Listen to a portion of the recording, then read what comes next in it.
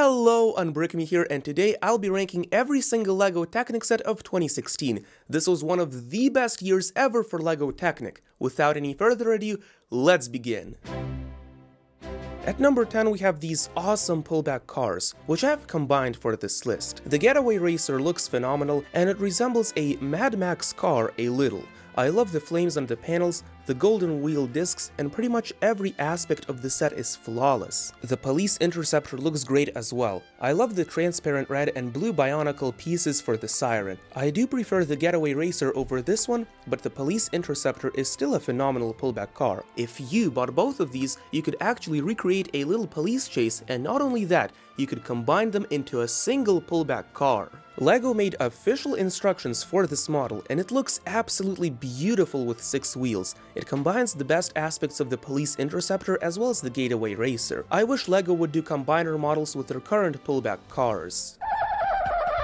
Next up are the Display Team Jet as well as the Hydroplane Racer, which I've combined together for this list. Both of these were designed by the legendary Michael Jeppesen, who began his Technic career with the Mud Masher of 1998. The airplane retailed for only $13, while the Hydroplane Racer was $20. The airplane, despite being so cheap, actually had retractable landing gear with linkages. The B model was great too, featuring the following propeller airplane. I absolutely love the Hydroplane Racer. The checkered patterns look phenomenal, and I love how you are able to get the engine pieces in such a cheap set. The alternate model is a race boat with a boxer engine at the back. I wish we got more cheap sets with engine pieces, and if you'd like to learn more about these kinds of models, different mechanisms of LEGO Technic, and much more, then make sure to subscribe and turn on notifications. Also, be sure to join my Discord server, which is the single greatest place for LEGO Technic discussion. The link is in the pinned comment of this video. No pressure though, no pressure. Here we have the LEGO Technic Mine Loader set number 40049, which came with 476 pieces and retailed for $50. Honestly, looking back, this was a pretty great set. I love how for only $50 we got a turntable for the articulated steering, the engine, and lots of different cool functions. At the time, this model received a lot of criticism for lacking a differential, but let's compare the Mine Loader to the new $50 cars. The new cars like the McLaren also lack a differential, and the Mine Loader is just better in every way, featuring great playability for such a low price. This model is phenomenal, and I hope that we get more like this for $50 in the future instead of just the Technic cars. The LEGO Technic Drag Racer is an exceptional set. It comes with so many cool functions, such as the V8 engine, Hand of God steering, and so much more. It even comes with a linear actuator to activate the wheelie mode, and the car can easily maintain the standing position. I also love the color scheme of the set. It looks so menacing, and the stickers add an extra level of depth to the authenticity. Despite being so big, it retailed for only $80. And that's not even the best part. Using the Power Functions accessory box, you could actually motorize this car. Wow! Now you have a car that is able to drive using a motor, all with just the Power Functions accessory box. The Drag Racer was just so much fun to play with, and I think it is a perfect example of what LEGO Technic needs. We need more motor upgradable cars that also have great playability. LEGO should make a successor to the motor set, but with powered up. Imagine how cool it would be to upgrade all of your non-motorized sets. That would be beyond incredible. Here we have the LEGO Technic Race Car set number 40048. This set retailed for only $30, contained 345 pieces, and you will never believe this, but it actually came with a 2-speed transmission. I mean, that's just unheard of. Ever since this set, we have never gotten a gearbox in such a cheap set. I love how for such a low price point, you're able to experience some of the best mechanisms of LEGO Technic. The transmission itself is fascinating too. Look at how the changeover catch is connected with the Technic link. It is absolutely incredible. This set was a very affordable way of learning how transmissions work. And not only that, this set looked like a beast. We need more of this. Next up is the EW160E, which is a phenomenal pneumatic set. It was designed by the legendary Milan Reindl, contained 3 pneumatic cylinders, a pump, 1,166 pieces, and it retailed for only $120. To put that into perspective, the new material handler of 2022 retailed for $30 more while containing 331 less pieces. The arm would have 2 main cylinders responsible for the elevation as well as the bend of the second half. The third cylinder was directly connected to the openable scoop. Also, just like in the new material handler, the cabin could be elevated up and down. It is essentially an upgraded, licensed version of the material handler that came out 6 years earlier. Not only that, but using the Power Functions accessory box, you could add a motorized pneumatic compressor as well as some headlights. Honestly, I still don't understand why not a single new Technic set is motor upgradable. The basic powered-up battery box without Bluetooth has already been widely distributed with the Airbus H-175 rescue helicopter, so adding simple instructions at the end of the manual for upgrading would make sets like the material handler, the heavy-duty tow truck, and many more 1,000 times better. Maybe LEGO could even release a new accessory box, similar to the concept that I came up with, that would serve as the successor to the old Power Functions one. Here we have the LEGO Technic Porsche 911 GT3 RS set number 42056. This set brought me so many new experiences and mind-bending mechanisms, such as the sequential 4-speed transmission gearbox. I was fascinated by the way the paddle shifters worked, and keep in mind that this set came out 2 years before the following transmission piece came out, meaning that the 90-degree motion could not be directly connected to just that transmission piece. Instead, the changeover catch elements are secured with Technic linkers to the mechanism that shifts by 90 degrees. Also, take a look at this gearbox. It is nothing like the 4-speed transmission we see on modern supercars. You're probably thinking that actually the modern supercars use 8 speeds. But not exactly. The only reason why they have 8 speeds is because they actually have combined a 4-speed transmission as well as a multiplier, which makes the 8 speeds. The 4-speed gearbox itself in the new supercars is far more compact than what we see in the Porsche, which makes sense since that new transmission piece revolutionized gearboxes.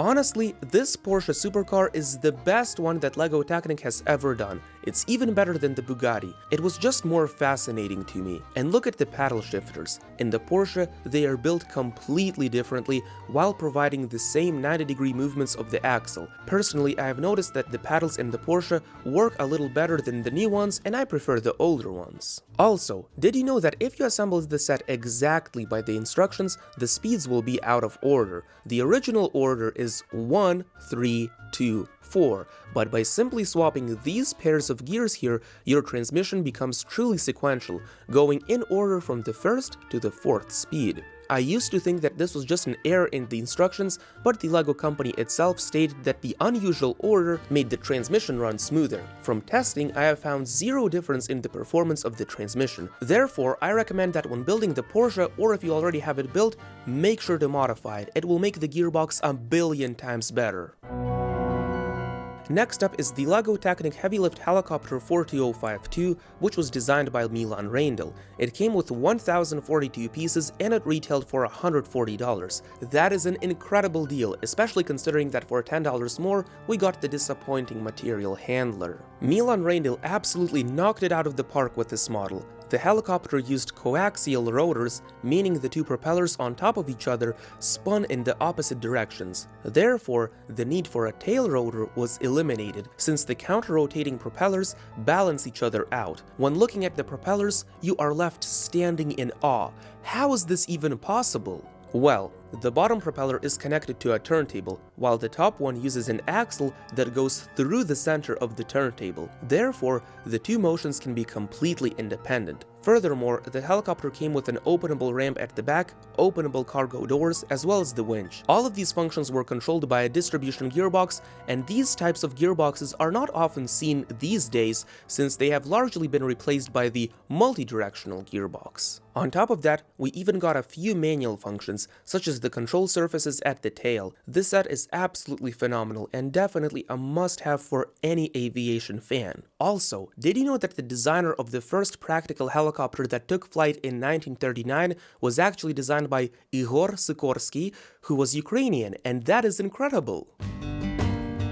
The LEGO Technic Claas Xeron 5000 Track VC is a legendary set that was designed by Michael Jeppesen, who's an absolute genius. It came with 1977 pieces and it retailed for only $180, which is actually less than some inferior LEGO Technic sets like the Formula 1 McLaren. The tractor has a very special function that only ever appeared in this set. It is the 3 modes of steering. Using the Hand of God knob, you had either the normal front wheel steering, four-wheel steering, where the rear pair would turn in the opposite direction, decreasing the turning radius. Finally, you had crab steering, where all of the wheels, even the ones at the back, would turn in the same direction. As a kid, I used to think that this was actually how cars changed lanes, but in reality, this is done on the tractor to divide out the weight on a soft surface. On top of that, this legendary set actually contained a power functions battery box as well as the medium motor. The main function was fascinating. The cabin would rise up, turn around, and go back down. This mechanism is absolutely incredible, and the designer behind this model is a genius. Both the axle at the front and the back of the tractor had access to the motor-powered axle, so you could put this attachment onto the front as well, and the B model had the same tractor but with a different attachment. In fact, you could design any attachment you wanted to for this tractor. This set promoted creativity, and that is one of the reasons why I ranked it so high.